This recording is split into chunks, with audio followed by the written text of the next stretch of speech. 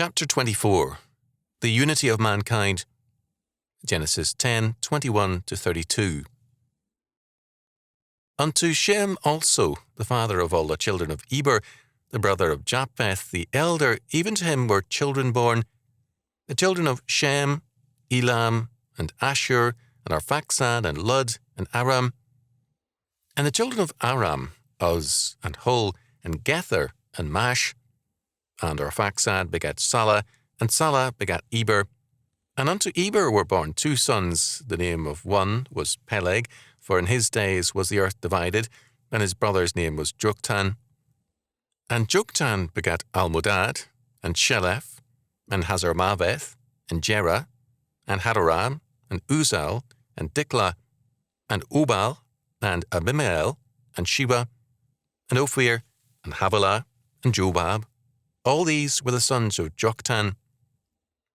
And their dwelling was from Mesha, as thou goest unto Sephar, a mount of the east. These are the sons of Shem after their families, after their tongues, in their lands, after their nations. These are the families of the sons of Noah, after their generations, in their nations, and by these were the nations divided in the earth after the flood.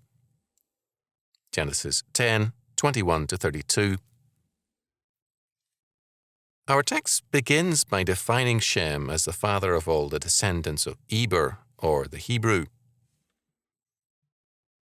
In Hebrew, Eber and Hebrew are the same. The name means from the opposite side, that is, the man who comes from across the river, or from the east, verse 21. The children of Shem are given in verse 22. Elam was the father of the Elamites, a people once the greatest power in Western Asia, so that Shem's sons, beginning with the oldest, created powerful nations. Ashur was the father of the Assyrians, the most powerful of the Semitic nations. Arphaxad was the father of the Chaldeans. Lud was the father of the Lydians of Asia Minor, and Aram of the Arameans of Syria and Mesopotamia. In verse 23, we have the sons of Aram, 4 in number.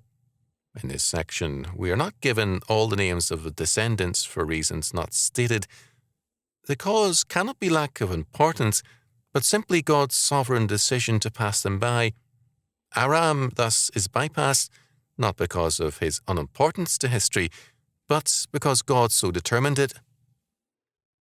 In verse 24, Arphaxad's son Salah is alone cited because he was the father of Eber. Verse 25 tells us of Eber's two sons, Peleg and Joktan. Then, curiously, Joktan's descendants are cited in verses 26-30 and their location. Peleg's descendants are listed in Genesis 11:16-29, an important line which culminates in Abraham.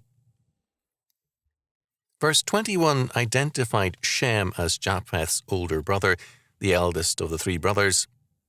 His progeny is listed after Ham and Japheth because the rest of Genesis, except for Genesis 11:1-9, the story of the Tower of Babel, will concentrate on Shem's descendants. Because families are the foundation of human society, the Bible stresses family history. In Basil F.C. Atkinson's words, quote, "As the generations pass on, families may become nations, but the family still remains the basis of all healthy human life," end quote. The final society in God's purpose will be a single, universal family in Christ. The divisions in mankind must be seen as products of man's separation from God. Peleg is the name of central interest in this genealogy. His name means division because it was in his time that the nations and peoples were divided. Obviously, this has reference to the confusion of tongues and the scattering of peoples who sought to build the Tower of Babel. We do not know why the quote-unquote dating of the event is tied to Peleg. It could be that Peleg, more than other contemporaries, was used by God to condemn that one-world dream. We do not know anything but this. God ties that disaster to Peleg's lifetime. Peleg was Shem's great-great-great-grandson. The line was from Noah to Shem, to Arphaxad, to Selah, to Eber, to Peleg. The reference to Peleg makes clear that what we read here is a prelude to the Tower of Babel, a one-world dream of humanistic man.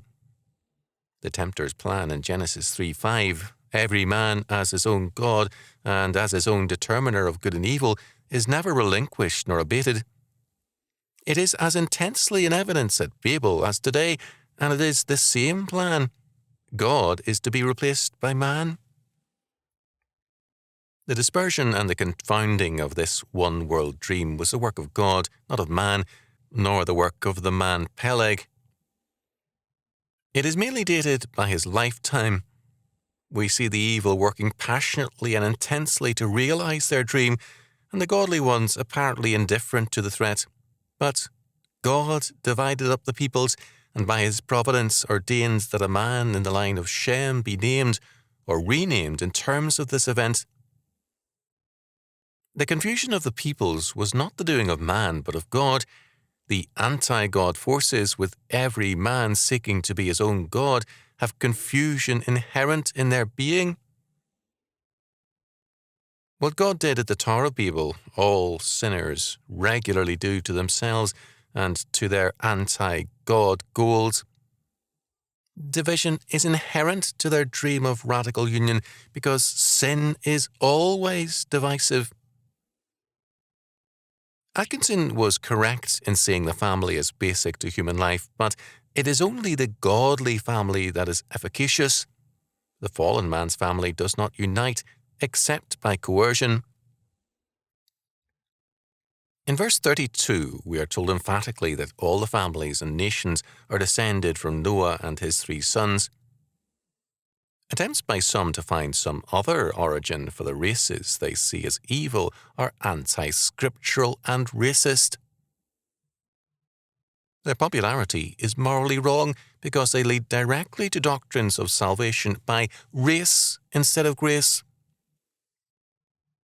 These ideas appear often in pseudo-biblical guise, but they are in essence emphatically anti-biblical. The Bible is clear. All mankind is descended from Adam through Noah and his 3 sons. Any other doctrine is evil and rubbish. Mankind is one in origin. Its division into good and evil is in terms of the triune God.